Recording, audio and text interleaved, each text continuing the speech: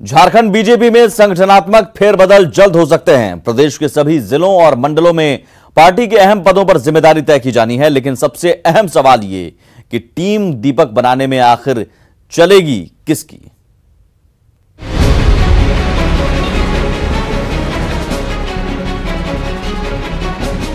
Jharkhand BJP team Lakshman Gilua से अब team दीपक बनने की दिशा में तेजी से आगे बढ़ रही है। पार्टी प्रदेश अध्यक्ष दीपक प्रकाश के नेतृत्व में काम करने वाली नई टीम की शक्ल कैसी होगी, इसी पहेली को पार्टी के तमाम नेता और कार्यकर्ता अपनी पहुंच, पैरवी और जुगाड़ से सुलझाने में जुटे हैं। रांची के प्रदेश दफ्तर से लेकर तमाम जिलों, मंडलों और अंतिम इकाई तक नई टीम का गठन होना है।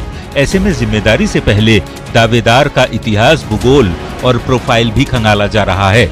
सवाल है कि क्या दीपक की नई टीम में स्थानीय चेहरों को मौका मिलेगा, पुराने पर कितना भरोसा और नए को मौका कब मिलेगा। अर्जुन मुंडा, रघुवर दास और बाबूलाल मरांडी में आखिर किसका खेमा मजबूत है।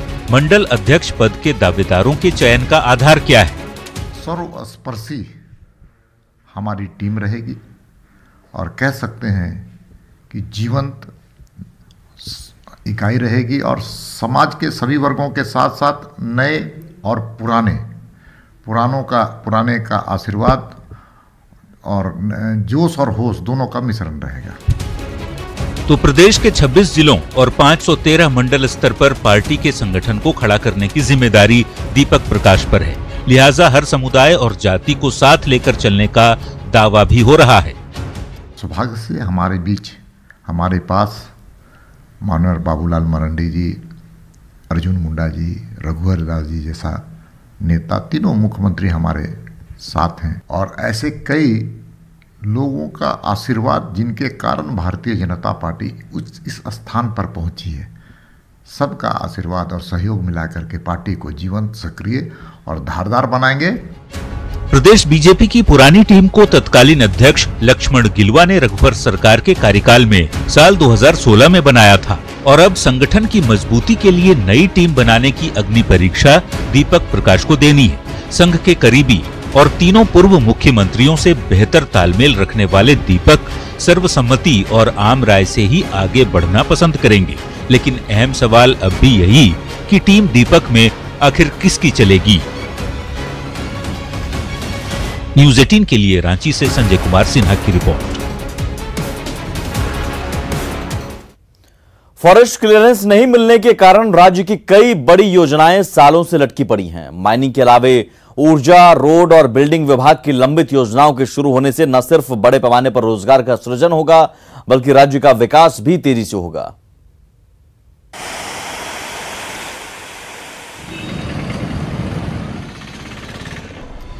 प्राकृतिक संपदाओं से भरपूर झारखंड में विकास की काफी संभावनाएं हैं, लेकिन विकास का पहिया जिस तेजी से चलना चाहिए वो नियम कानून के पेच में फंसकर धीमा पड़ गया है।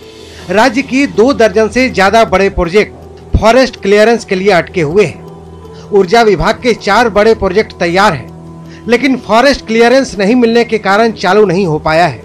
इनमें तेनूघाट जैनापुर ट्रांसमिशन लाइन, इटखोरी लातेहार, चतरा इटखोरी और पतरातू लातेहार ट्रांसमिशन लाइन शामिल है। ग्रिड बनकर रेडी है और लाइन का क्लियरेंस अगर मिल जाए फॉरेस्ट का, तो फिर जो भी बचा हुआ फॉरेस्ट में जो काम है उसको करके हम उसको ऊर्जान्वित कर सकते हैं।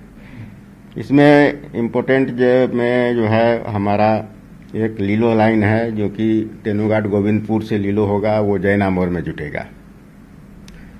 तो वो लाइन का क्लियरेंस होने से जैनामोर को हम चालू कर सकते हैं, तो बोकारो एरिया को उससे पावर दिया जा सकता है।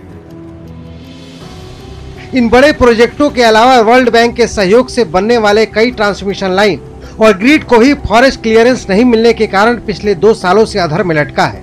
माइंस विभाग के भी कमोवेश यही स्थिति है।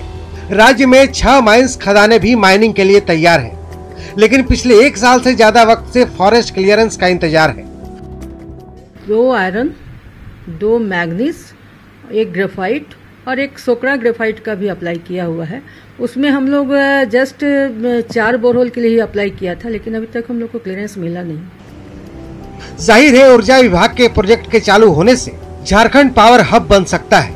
वहीं माइंस के चालू होने से न सिर्फ राजस्व बढ़ेगा, बल्कि हजारों लोगों को रोजगार भी मिलेगा। लेकिन ऊर्जा माइंस के अलावा रोड और बिल्डिंग के कई ऐसे प्रोजेक्ट हैं जो नियम कानून के पेच में सालों से फंसे हैं और वन विभाग चुप्पी साधे हुए है। न्यूज 18 के लिए रांची से भुवन किशोर झा की रिपोर्ट। कोरोना संकट के कारण नौकरी गंवाकर घर लौटे प्रवासियों को अब राज्य में ही रोजगार देने की तैयारी शुरू हो गई है। पंचायत से प्रदेश स्तर तक रोजगार मेले का आयोजन कर प्रवासी मजदूरों को रोजगार दिया जाएगा।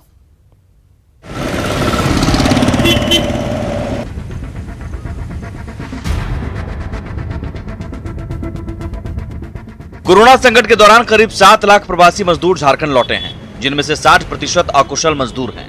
ऐसे में प्रवासी मजदूरों को रोजगार देना राज्य सरकार के लिए बड़ी चुनौती है। हालांकि अकुशल मजदूरों को मनरेगा से जोड़ा जा रहा है, जबकि कुशल और शिक्षित मजदूरों को पंचायत से लेकर प्रदेश स्तर तक रोजगार मेला आयोजित कर नौकरी दी जाएगी। तो झारखंड चाहे तो पूरे अपने राज्य के मजदूरों को काम देने के बाद भी दूसरे प्रदेश के लोगों को काम दे सकते हैं। ये सरकार में इच्छा शक्ति है, काम करना चाहते हैं, हम रोजगार देना चाहते हैं। सरकार के विभिन्न विभागों में भी प्रवासी कुशल मजदूर को लगाने की योजना है। झारखंड में चल रही फैक्ट्रियों में भी इन्हें काम दिया जा रहा है। इतना ही नहीं, बाहर की कंपनियों से MOU कर भी मजदूरों को रोजगार देने की योजना है। इसे लेकर श्रम नियोजन एवं प्रशिक्षण विभाग ने कंपनियों से संपर्क बनाना शुरू कर दिया है। दिल्ली के और गुड़गांव की भी बहुत सारी कंपनियां हैं जिन्होंने अप्रोच किया है, तो हम लोगों ने उसको ऊपर उच्चाधिकारियों के पास भेज दिया है ताकि एक MOU हो जाए और सरकार की जानकारी में, सरकार के संरक्षण में ये अगर हमारे यहाँ से लेबर या फिर काम करने वाले जाएंगे तो एक फॉलोअप होता रहेगा और उनके जो हित हैं उनका भी ख्याल रखा जा सके। श्रम नियोजन विभाग में अब तक 1800 से ज्यादा नियोजक ने रजिस्ट्रेशन कराया है, जिसमें सबसे ज्यादा हेल्थ सेक्टर में रिक्तियां हैं। इसके अलावा टेक्सटाइल, रोड, बिल्डिंग और माइंस के क्षेत्र में काम करने वाली कंपनियां हैं। भुवन किशोर झा, न्यूज 18, रांची। कोरोना काल में साइबर अपराधी ज्यादा एक्टिव हो गए हैं। इसे लेकर गृह मंत्रालय ने अलर्ट जारी कर झारखंड पुलिस को सतर्क रहने को निर्देश दिया है, जिसके बाद पुलिस महकमा विशेष रणनीति बनाने में जुटा है।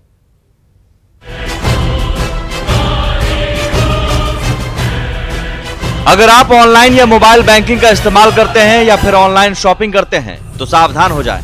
कोरोना काल में साइबर अपराधी ज्यादा एक्टिव हो गए हैं। अपराधियों ने महामारी को ही अपना हथियार बना लिया है। लोगों में कोरोना के खौफ को साइबर अपराधियों ने अपना हथियार बनाया है। कोरोना से जुड़े मैसेज और फर्जी लिंक भेजते हैं, जिसे क्लिक करने पर सभी व्यक्तिगत जानकारी साइबर अपराधियों को मिल जाती है, जिसके बाद साइबर अपराधी लोगों के खाते से पैसे उड़ा रहे हैं। OTP फ्रॉड जो है, जो पहले से होता है वो अभी भी हो रहा है। एक जो एनीडेस्क ऐप वाला जो फ्रॉड है, जिसमें कि एक कोई लिंक भेजी जाती है और लिंक के थ्रू क्लिक करने पे आपका पासवर्ड और वो सब उनके पास रहता है, वो है। बट अभी थोड़ा कोविड को लेकर के हम लोग देख रहे हैं कि कोविड की लिंक जो है उसको एक फर्जी लिंक डाल दिया जाता है और उस पर क्लिक करने से फिर लोग एक फर्जी वेबसाइट पे चले जाते हैं और फिर वहाँ पे लॉगिन करने से लोगों की फिर जो पर्सनल इन्फॉर्मेशन है, सीक्रेट इन्फॉर्मेशन, वो लीक हुआ है। बैंक के OTP, ATM फ्रॉड और ऑनलाइन शॉपिंग के जरिए साइबर ठगी सबसे ज्यादा होती है। लेकिन कोरोना काल में ठगी के नए तरीके को लेकर गृह मंत्रालय के निर्देश पर झारखंड पुलिस गंभीर हो गई है। सोशल मीडिया के जरिए जागरूकता अभियान के अलावे साइबर मामलों को देख रहे इंस्पेक्टर के साथ एक और अधिकारी की तैनाती की गई है। सिंपल बात है, अगर आप ग्रीडी नहीं है, अनायास मिलने वाला कोई चीज को आप एक्सपेक्ट नहीं करते हैं, तो आप उसका जंगल में नहीं फंसेंगे कभी। साइबर अपराधियों पर नकेल कसने के लिए पुलिस एक्टिव है, लेकिन अगर आप भी कुछ सावधानियां बरतें तो साइबर ठगी से बच सकते हैं। साइबर ठगी से बचने के लिए OTP, ATM कार्ड का नंबर और पासवर्ड शेयर न करें। अनऑथराइज्ड सिस्टम एक्सेस को रोकें। फिशिंग ईमेल और मैसेज से सावधान रहें। किसी भी अनजाने लिंक को ना खोलें। ओम प्रकाश, न्यूज 18, रांची।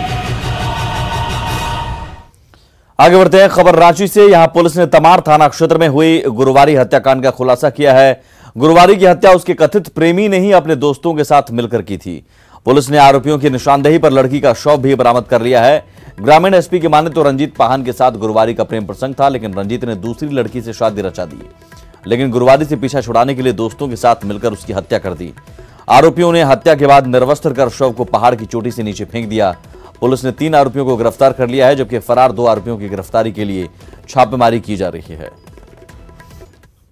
लाल जोरे में उसने अपनी प्रेमिका को ले गया और ले जाके एक डेरा नामकुम एरिया में रखा और वहां पर कुछ दिन उसको साथ में रखा और अपने ये साजिश रची कि नहीं, इसको मौत के घाट हमको उतार देना है। उसी साजिश के तहत अपने कुछ साथियों को, लगभग इनके 4 साथी थे, प्लान बनाया और घुमाने के नाम पर इसको सोनाहातू मरांग गुरु पहाड़ी के पास ले गया, जहां सभी ने मिलकर इसका गला दबाकर हत्या कर दिया और पहाड़ी की चोटी पर लाश को उठा के ले गए ये तमाम पाचों और वहां उसको निर्वस्त्र करके वहां से चोटी से इसको ढकेल दिया। कोरोना संकट में बिजली उपभोक्ताओं की मुश्किलें बढ़ गई हैं। JUVNL ने एक साथ 3 महीने का बिल लोगों को थमा दिया है। फरवरी के बाद उपभोक्ताओं को एक साथ 3 महीने का बिजली बिल भेजा गया है। मनमाने तरीके से भेजे गए बिल में उपभोक्ताओं को मिलने वाली सब्सिडी को नजरअंदाज किया गया, जिसके कारण उपभोक्ताओं को 4 से 500 की जगह 1000 से 1200 रुपए प्रति महीने की दर से भुगतान करना पड़ा है। हालांकि JUVNL के MD ने कहा कि बिल सही है, बावजूद अगर उपभोक्ताओं की शिकायत मिलेगी तो उसे दूर किया जाएगा।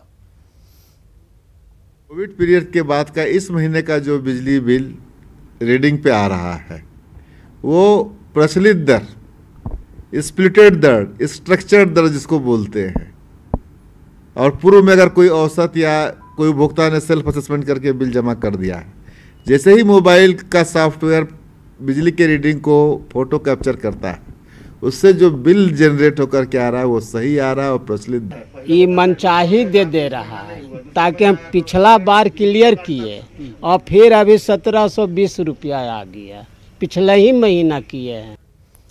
पाकुड़ के संग्रामपुर में पिछले 4 दिनों से एक बीमारी तेजी से फैल रही है। ये बीमारी अब तक नीलतला मोहल्ले के 200 से ज्यादा लोगों को अपनी चपेट में ले चुकी है। हालांकि अच्छी बात यह है कि अब तक इससे किसी की मौत नहीं हुई। डॉक्टरों की टीम ने बीमारी का पता लगाने के लिए 70 से ज्यादा मरीजों का ब्लड सैंपल लिया है। ज्यादा जानकारी दे रहे हैं पाकुड़ संवाददाता कुंदन कुमार। पहले दर्द होता है, फिर फीवर आता है और फीवर आने के बाद काफ़ी परेशान हो जाते हैं ग्रामीण और चल फिर भी नहीं पाते हैं और उन्हें इतना ज़्यादा दर्द परेशान करता है कि वो कुछ समझ नहीं पाते हैं। डॉक्टर के मुताबिक क्या चिकनगुनिया नहीं है, मलेरिया नहीं है, डेंगू नहीं है, तो आखिर है क्या? इसका सैंपल भी लिया जा रहा है। नया बीमारी है, नया बीमारी है। पहले बुखार आए थे, उसका बाद शरीर पूरा फूल गया तो दर्द हो रहा था, उसके बाद फिर पाँव फूल गए हैं नीचे तरफ, अभी चल नहीं पा रहे हैं, लाठी पकड़ के घूमते हैं, कोई डॉक्टर भी नहीं आता तो क्या करेंगे हम लोग। अभी भी दर्द है पाँव में। क्या बोला डॉक्टर? जांच करने आए? हाँ, जब बोला जो जांच करेंगे पाकुड़ आइए। तो ये जो बीमारी है इसके बारे में डॉक्टरों ने भी ग्रामीणों से अभी तक कुछ नहीं बताया है, तो ये नई बीमारी को मान करके यहाँ पर ब्लड टेस्ट लिया गया है और रांची भेजा जाएगा और वहाँ से रिपोर्ट आने के बाद ही पता चल पाएगा कि यह क्या है, कौन सी बीमारी है। कुंदन कुमार, न्यूज़ 18 पाकुड़। धनबाद में बारिश शुरू होने के साथ ही झरिया और इसके आसपास के भूमिगत आग प्रभावित इलाकों में भूधसान बढ़ गया है, साथ ही जहरीली गैस का रिसाव होने लगा है। झरिया के लिलोरी पथरा में PCC सड़क अचानक धंस गई, जिससे इलाके में दहशत का माहौल है। लोगों ने BCCL की कार्यशैली पर सवाल उठाए हैं। रोजी है, रोजगार है, बाजार है, हॉस्पिटल है, सारा चीज का यहाँ व्यवस्था है, यहाँ कमाने खाने का एक जरिया है, और मैंने कहीं जाने के बाद वहाँ कोई रोजगार नहीं रहेगा, बेरोजगार रहेंगे तो खाएंगे क्या, लोग करेगा क्या। धनबाद के चुंडी थाना क्षेत्र के पुरनाडीह में टाटा के रिटायर्ड कर्मचारी उमेश मंडल के घर डकैती हुई है। अपराधियों ने 10 लाख के जेवरात और 50,000 कैश की लूट की है। देर रात करीब 1 दर्जन अपराधी आए, सभी हथियारों से लैस थे। अपराधियों ने घर में घुसते ही सबसे पहले 6 साल के बच्चे को कब्जे में लिया, जिसके बाद हथियार की नोक पर परिवार के बाकी सदस्यों को बंधक बना लिया और लूटपाट की। धनबाद पुलिस ने टुंडी में लूटकांड का खुलासा 12 घंटे के भीतर कर दिया है। मामले में लूट के जेवरात के साथ 2 अपराधी को गिरफ्तार किया गया है। हम लोगों की जो रेगुलर पेट्रोलिंग की वजह से इसमें बहुत अच्छी और बहुत जल्दी उपलब्धि मिलने की संभावना प्रतीत हो रही है, बट हाँ, ये घटना घटी है और हम लोग इसमें आवश्यक कार्रवाई। आगे बढ़ते हैं। झारखंड में अब तक सामान्य से 16% ज्यादा बारिश हुई है। पिछले 24 घंटे में राज्य के सभी जिलों में बारिश हुई है। मौसम केंद्र के निदेशक ने कहा कि पिछले 24 घंटे में धनबाद में 67.2 मिलीमीटर, जमशेदपुर में 42.6, गिरिडीह में 73.4, पलामू में 71.2 मिलीमीटर बारिश हुई है। उन्होंने कहा कि पाकुड़, गुमला, देवघर और खूंटी में भी खूंटी में सामान्य से कम बारिश हुई है। मौसम विभाग ने 28 जून तक राज्य भर में बारिश होने की संभावना जताई है। इस दौरान कुछ जिलों में भारी बारिश और आकाशीय बिजली गिरने की चेतावनी भी जारी की गई है। पिछले 24 आवर्स में झारखंड के लगभग सारे जिला में बारिश हुआ है और नॉर्थ का कुछ जिला में हेवी रेनफॉल भी रिकॉर्ड हुआ है। और जो सिग्निफिकेंट रेनफॉल जो है धनबाद में 67.2 और जमशेदपुर में 82.6, गिरिडीह में 73.4 और पलामू में 71.2, गोड्डा में 66.4। रांची में प्रदेश कांग्रेस की ओर से शहीदों का सलाम कार्यक्रम आयोजित किया गया। कार्यक्रम के तहत प्रदेश कांग्रेस के कई नेताओं ने मोरहाबादी मैदान में गांधी प्रतिमा के सामने 1 घंटे का मौन रख गलवान घाटी में शहीद हुए जवानों को श्रद्धांजलि दी। हम लोग शहीदों को सलाम करने आए हैं। शहीदों को सलाम किया, भावभीनी श्रद्धांजलि अर्पित किया उनको, और उनकी शहादत देश बराबर याद करेगा। हम उनको कभी भूलेंगे नहीं। कोडरमा में स्वास्थ्य विभाग की एक और लापरवाही सामने आई है। गझंडी में स्वास्थ्य उपकेंद्र का भवन बने 10 साल हो गए, लेकिन अब तक ये चालू नहीं हुआ है। हालत यह है कि भवन जर्जर हो गया है, अस्पताल तक जाने के लिए रास्ता भी नहीं है। चारों ओर झाड़ियां उगाई हैं, जिससे इलाके के मरीजों को काफी परेशानी का सामना करना पड़ रहा है। बिल्डिंग है, हमको रहने के लिए बोला गया था, लेकिन यहाँ पहुँच रास्ता नहीं है, ना दरवाजा ना खिड़की, कुछ नहीं है। ये संभव नहीं है कि हम सब कुछ कर सकते हैं। बिल्डिंग अभी इतना दिन हो गया जिसमें कोई नहीं रहेगा तो टूटने के कगार पर आ ही जाता है, वो तो देखना पड़ेगा। तबीयत बिगड़ती है तो सदर आता है, काहे कि वहाँ रास्ता ही नहीं है, लोग जाएगा कैसे। स्टाफ रहती है, एक स्टाफ वहाँ रहती है, कोविड में अभी ड्यूटी पड़ा। और इसी के साथ इस बुलेटिन में इतना ही। आगे भी खबरों का सिलसिला लगातार जारी है।